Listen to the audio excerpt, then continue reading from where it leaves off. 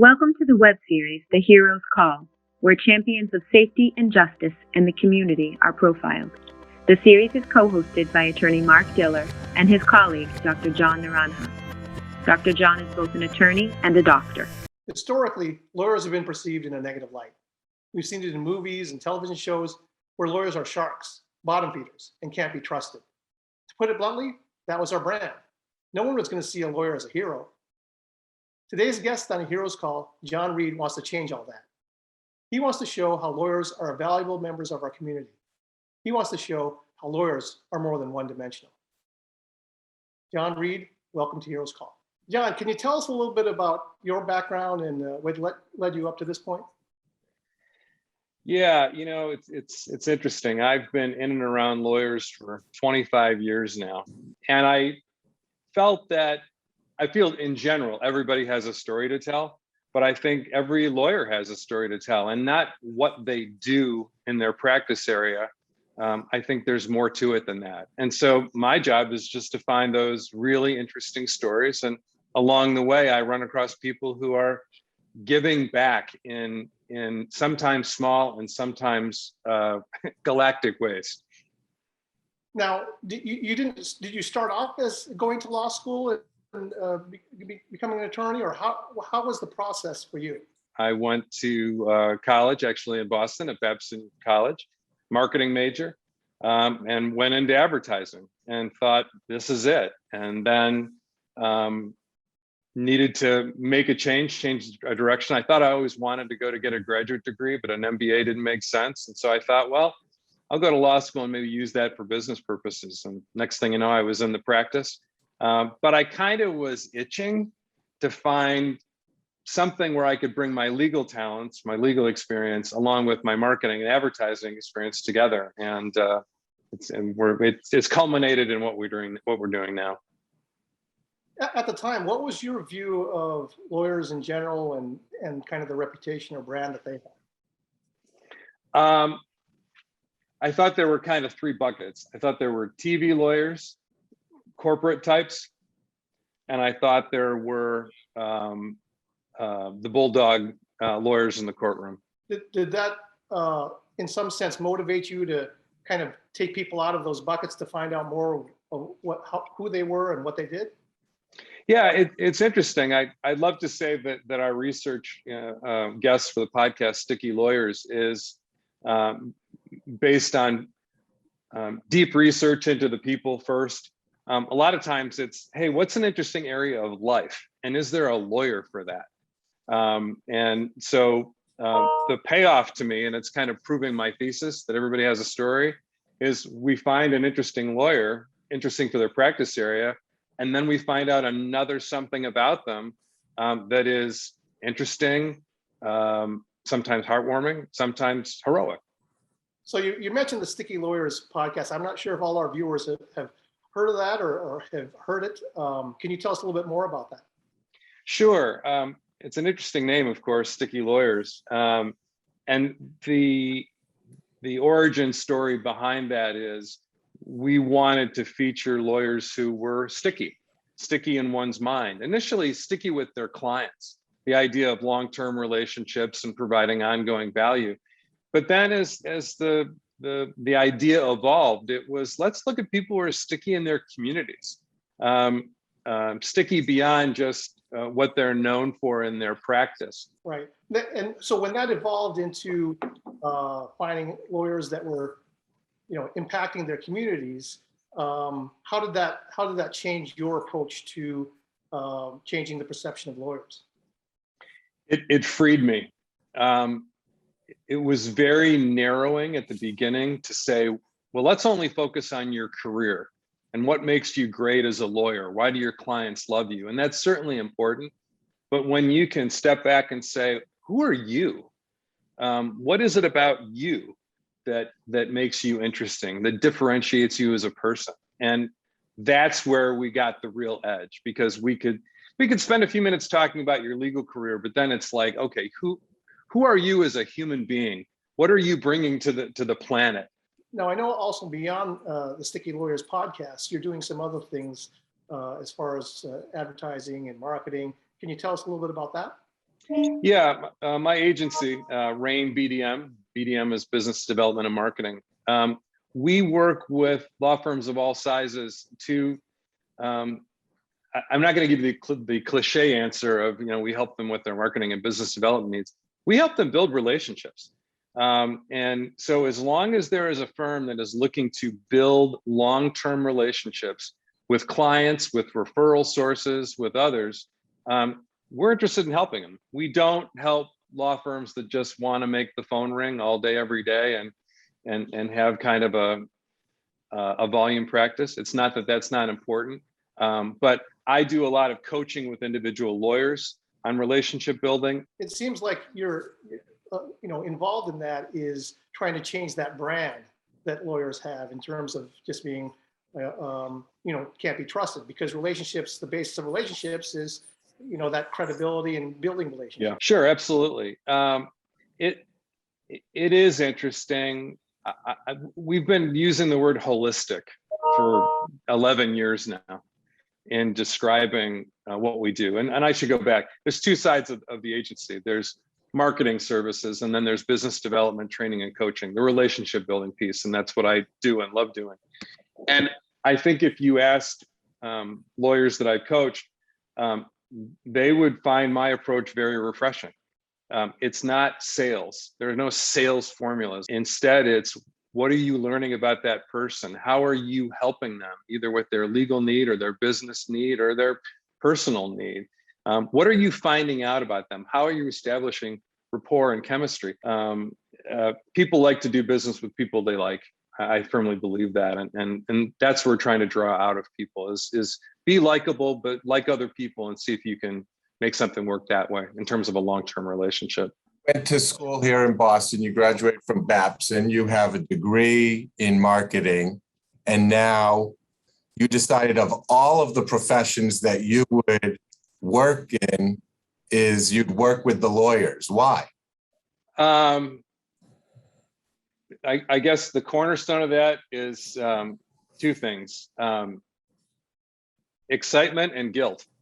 And what I mean by that is I spent a lot of time and money in law school, and to walk away from the industry and the profession completely just at the time didn't seem right to me. I made the investment, and so I was guilty about considering doing other things. So there's that. But back to the excitement piece, which is probably more interesting and more important. I think lawyers are a little bit behind the times when it comes to business. There's this big phrase, the business of law now, as if it's something new. And I think we're serving a pretty important purpose that way. And I guess back to what Dr. John said, we're finding interesting things about people in law firms, and we have this refreshing approach, and that's very, very personally satisfying for me. So it's the culmination of things. It's everything I've ever done in my career, from marketing and recruiting and consulting and sales and whatever. It all comes together now in what I'm doing, and so it's very gratifying. You mentioned people do business with people they like. Yeah. And I found in my own experience and observations that lawyers generally don't help themselves be very likable. And it's very unfortunate to me, because I really respect and love the profession. I think that we as lawyers do great things in the community. Sure. So how is it that you go ahead and help lawyers overcome that stigma to be people that are likable? Yeah, it's interesting. I don't know if you're familiar with the Myers-Briggs type indicator, like DISC and StrengthsFinder, I think that's what it's called, and others. It's a personality assessment, and I bring that into my coaching, and it's very, very helpful. You sit down with an attorney and you say, "Here is your personality type. There's nothing wrong with it, but let's break that down." And you'll find that lawyers tend to fall into certain personality types. And there's this epiphany that happens. And John, I'm going to make an assumption and kind of use you as an example. You're sitting down with people who have probably had the worst days in their lives, and you want to help them. And it would be completely understandable for you to bring your law school experience and the analytical skills that we've all learned in law school and take a very step-by-step approach to just the facts. Give me the facts, right? Meanwhile, you've got somebody that is an emotional train wreck on the other side. They're worried about a lot of things, their health, their livelihood, their family, whatever. And I know you're a very empathetic person, it's an extreme example. But if you're not tailoring your communication style, it's not that you can't be a good lawyer for them, but you're missing the opportunity to really, really connect and not just be a good lawyer, but be a good counselor. John, we've really enjoyed listening to the Sticky Lawyers podcast, and I've seen that you have a really broad array of lawyers that you've welcomed to the chair to talk to them. I saw David Concannon, John Szymankiewicz, Morris Lilienthal, Aaron Jacobson. These are different lawyers from different backgrounds, all have different stories to tell. Tell us what your observations of really working with such a broad array of people has kind of taught you and helped you understand about why your podcast works. Yeah, there's a meme that I saw a couple of years ago that basically said, assume everybody has a story to tell, that everybody has their own origin story. I use that term a lot on the podcast. And it doesn't always apply to how they got their practice started, at least when it comes to the guests on the show. So I think that's been the most fun. I get to practice law vicariously through these people. I get them to tell me about their law practice and the nuances of that. So that's kind of fun, being a niche lawyer for a half an hour or so.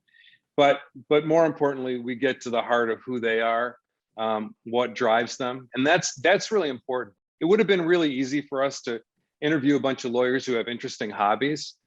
That's not where we go. We find lawyers who are they've taken a passion or a strong interest or a moral obligation, and they've turned that into a pillar for their law practice. So, I've used the term a couple of times now. It's gratifying, it's heartening, it's entertaining. I think your podcast is all about this too. Sometimes the contributions, the heroism of these guests, it's at the local level, and sometimes it's outer space. And I'll give you two examples. So Morris Lilienthal is a personal injury lawyer and had initially no understanding, no skills in social media, but he embraced it and he turned it into a community building tool. So he's got the Mo Show. It's a Facebook live program where he's bringing in the head of the fire department, the head of the police department, the head of a nonprofit down the street. It's like Mr. Rogers' Neighborhood, quite frankly, and I don't mean to be glib about it. But he is spotlighting his community, and he is completely removing the personal injury lawyer stigma. He's just somebody in the neighborhood. And it certainly has benefited him in terms of his business development, but that's not what he's in it for. He's not, it's not contrived. He genuinely cares about these people. On the other end of the spectrum, you've got David Concannon, who from humble beginnings turned into an exploration lawyer. He's dived 4 times on the Titanic, not for fun, but as general counsel to organizations that he's represented. Dr. John, you fit not only the Sticky Lawyers persona, but you are the hero as well. I thank you again for your service to our country. I thank you for recognizing opportunities in your life and taking them, both in the law and medicine, in the reverse order, and finding your calling a couple times over. I think that's so important. Sometimes you can't get to that heroic status, or you can't realize your greatness unless you're listening for what opportunity can bring you. That story about David Concannon, and I wish that they had given me a diving to the Titanic lesson in law school. Maybe I would have gone a different direction altogether. His career is a series of happy accidents, so I don't think you could have studied for it. But John, you bring up, or Mark, you bring up an interesting point, and that is even people that do business law, even people that are in intellectual property, they can find that higher purpose. A couple other people you mentioned before and guests on the podcast, Erin Jacobson, the music industry lawyer, that's her brand. She started out representing indie artists. Now she represents Grammy and Emmy award-winning songwriters and artists and publishing companies. But she will tell you she wants to preserve the music. And sometimes doing that is helping the heirs of a deceased songwriter or artist get rights to that music back, not for purposes of selling it off to an advertising agency so it becomes the next jingle for an ad campaign, but just getting it back in the family or making sure that it continues to be heard because a publishing company didn't know something existed, but they're interested in getting the word out. So that devotion to something other than the person, the actual music, because as she will tell you, we all feel music is so great. John Semankiewicz, the beer lawyer, he will tell you he started his career as what he calls a threshold lawyer. Anything that came over the threshold, he'd take. 4 years later, he was concentrated, it kind of sounds odd, in distilleries and spirits and beer and what have you.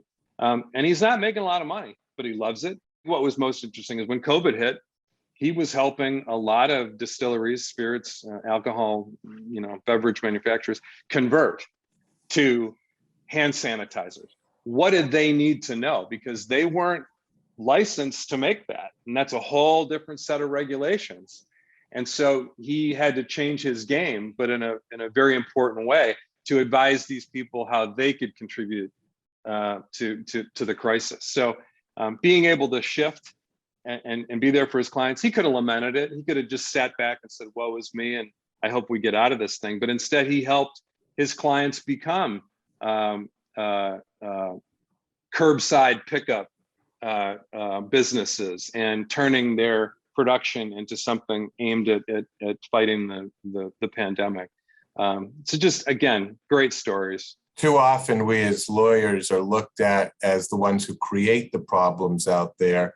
But I love that you're profiling the lawyers who are out there fixing the problems in our community and trying to make our old community better. So thank you for doing that.